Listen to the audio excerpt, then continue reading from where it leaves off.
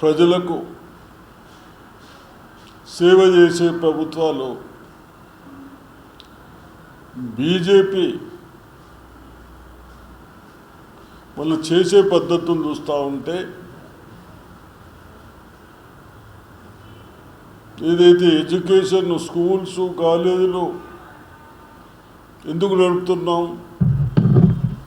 ఒక education best education వల్ల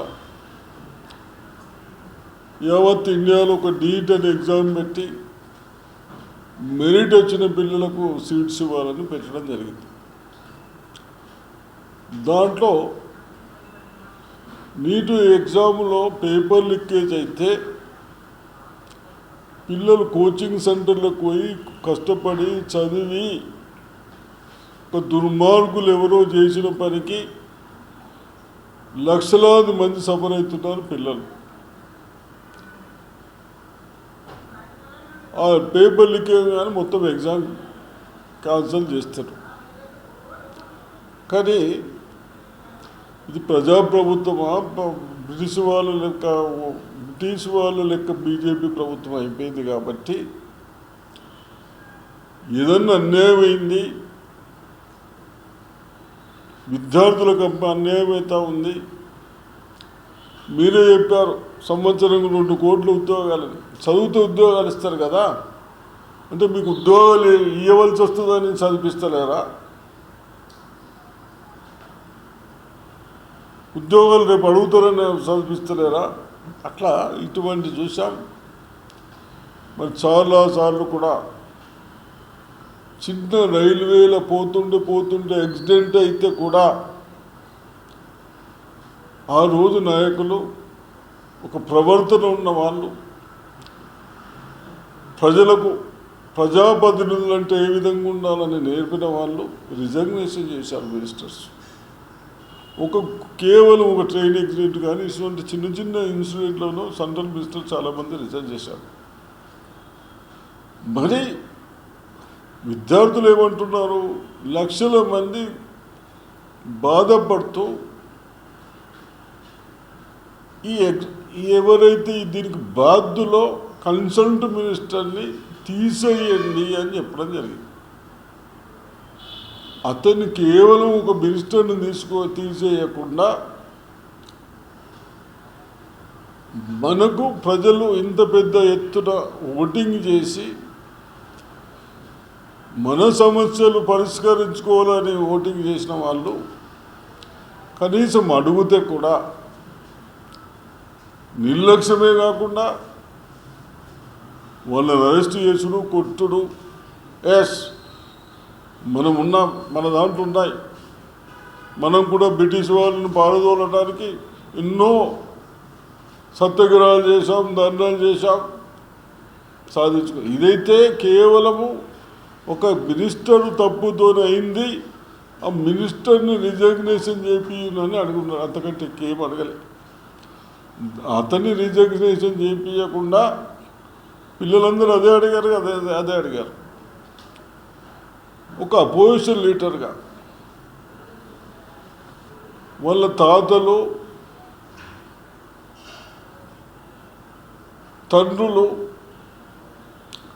party కొరకు సాక్రిఫైస్ చేసి ఇన్ని సంవత్సరాలు పార్టీని నడిపించిన వాళ్ళు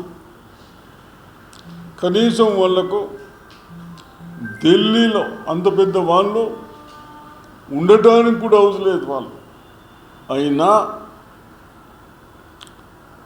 ప్రజా సమస్యలపైన పోరాడదాం, ప్రజలతోనే ఉందామన్న ఉద్దేశంతో పార్లమెంటు మెంబర్లు అవుతూ ఉన్నారు. రాహుల్ గాంధీ గారు కానీ, సోనియా గాంధీ గారు, ప్రియాంక గాంధీ గారు కానీ అవుతూ పార్లమెంట్లో అపోజిషన్ లీడర్ ఉండి మీరు అక్కడ మాట్లాడిస్తారు, బయటకు వచ్చి మాట్లాడుతూ ఉంటే అని ఏమన్నాడు? విద్యార్థులు అడుగుతూ ఉన్నారు, దాన్ని పరిశీలించండి. వాళ్ళ విద్యార్థులు ఫస్ట్ ఏమో ఎగ్జామ్ రాయకుండా బాధపడుతూ ఉన్నారు, సెకండ్ ఏమో కనీసం అసంటి వాళ్ళు ఎవరైతే బాధ్యులో వాళ్ళ మీద కూడా యాక్షన్ తీసుకుంటలేరని అడిగితే లాఠీ చార్జులు చేసుడు, కొట్టుడు, బస్సు ఫైరింగ్, బస్సు వేసుడు. ఈ విధంగా కనీసం నిన్న చూస్తూ ఉంటే రాహుల్ గాంధీ గారు అపోజిషన్ లీడర్ ఉండి ఒక రౌడీలోకి ఇట్లా తీసుకుపోతారు చూడు, వాంటల్ని తీసుకుపోయినట్టు అనిపిస్తూ ఉంది. కాబట్టి తప్పనిసరిగా నేను ప్రజాప్రతినిధిగా నా సర్వీసు 40 సంవత్సరాల నుంచి ప్రజలకు సేవ చేసుకుంటూ ఇటువంటి దుర్మార్గం పనులు చేసిన వాళ్ళని చూడలేదు. కాబట్టి పెద్ద ఎత్తున ప్రియాంకని కూడా అరెస్ట్ చేసుకుంటూ ఏం చేసిందని మీరు తప్పులు చేసి అడిగితే దానిపైన మీరు ఇంత దుర్మార్గం పనులు చేసుడు అంటే భయపెట్టి చూడు అందరినీ. బ్రిటిష్ వాళ్ళు భయపెట్టించినట్టు, అప్పుడు రాజులు భయపెట్టించినట్టు మీరు భయపెట్టిస్తూ ఉంటారు. కాబట్టి తప్పనిసరిగా నేను పార్టీ తరఫు నుంచి, ప్రజల తరఫు నుంచి ఒక ప్రజాప్రతినిధి కాకుండా నేను ఇక్కడ భారతదేశంలో ఒక నివాసిగా, తెలంగాణలో నివాసిగా ఖండిస్తూ ఉన్నాను. ఇటువంటి దుర్మార్గం పనులని బీజేపీ వాళ్ళు చేస్తూ ఉన్నారు. కాబట్టి ఇటువంటి వాళ్ళని పెద్ద ఎత్తున ప్రజలు ఒకసారి గట్టిగా వాళ్ళకు బుద్ధి చెప్పాలని కోరుతా ఉన్నాం.